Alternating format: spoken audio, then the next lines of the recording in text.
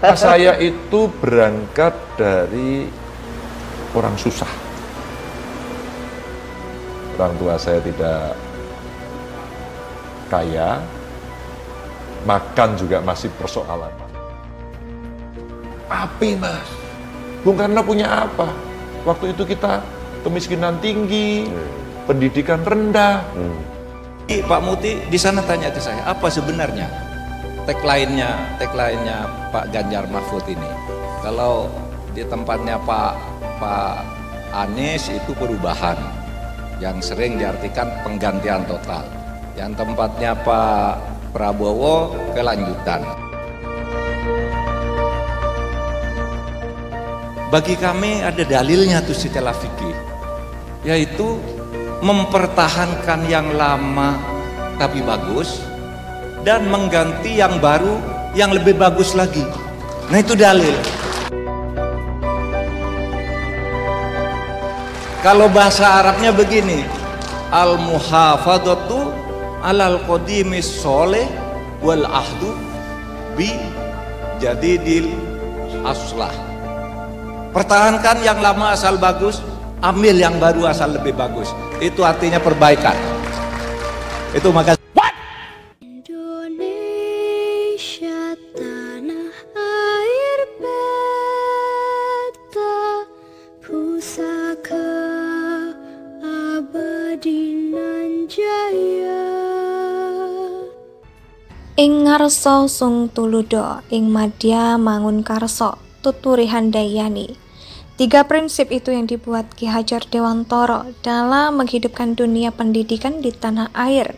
Di depan memberi contoh, di tengah membangun semangat, di belakang mendorong untuk merealisasikan pendidikan yang unggul. Keunggulan sebuah negara bisa dilihat dari akses pendidikan dan kualitas SDM di dalamnya. Sudah seharusnya bukan bahwa perhatian setiap pemimpin itu ada pada pendidikan generasi mudanya. Hal itu yang kini sedang digaungkan oleh Ganjar Pranowo. Selain menggarap bidang lain saat mengomandoi Jawa Tengah, dia fokus membangun daerahnya lewat pendidikan. Mulai dari sekolah gratis, dia mengawal realisasinya agar terhindar dari pungli yang dapat merebut hak anak-anak karena beberapa oknum di setiap jenjang sekolah. Di tingkat teratas, dia membangun SMKN Jateng gratis untuk membantu anak tidak mampu, dengan mengutamakan kerja lapangan agar langsung bisa disalurkan ke perusahaan maupun instansi negara, sehingga hal tersebut menjadi bentuk efektivitas program pendidikan untuk menurunkan kemiskinan sekaligus membangun negara yang lebih unggul. Lalu bagaimana dengan gagasan Capres Prabowo dan Anies? Perlu diketahui ada bonus demografi di masa depan yang harus dimanfaatkan negara kita untuk mencapai Indonesia Emas 2045. Ganjar terus mengingatkan kesempatan langka itu agar persiapannya tidak luput dalam merealisasikan Indonesia Emas nanti. Konsentrasi Ganjar untuk meningkatkan mutu pendidikan juga berjalan dengan program lainnya. Di antaranya sekolah virtual untuk warganya yang putus sekolah, sekolah vokasi yang berisi pelatihan sebelum masuk dunia kerja, sampai gubernur mengajar dan menggaungkan kurikulum anti korupsi sebagai upaya preventif untuk menghadang bahaya KKN di kalangan generasi muda. Pendidikan memang hal penting dan krusial yang dipakai pemimpin untuk membawa negaranya meraih masa kejayaan. Ganjar menggarap semua demi masa depan generasi mendatang. Hari ini saja partisipasi mereka menciptakan perpaduan kinerja yang penuh inovasi untuk membawa Indonesia berprestasi di kancah internasional. Jadi Ganjar tidak mau main-main dalam hal pendidikan.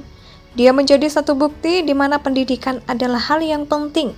Dengan ilmu pengetahuan, dia sekarang bisa berdiri di titik ini.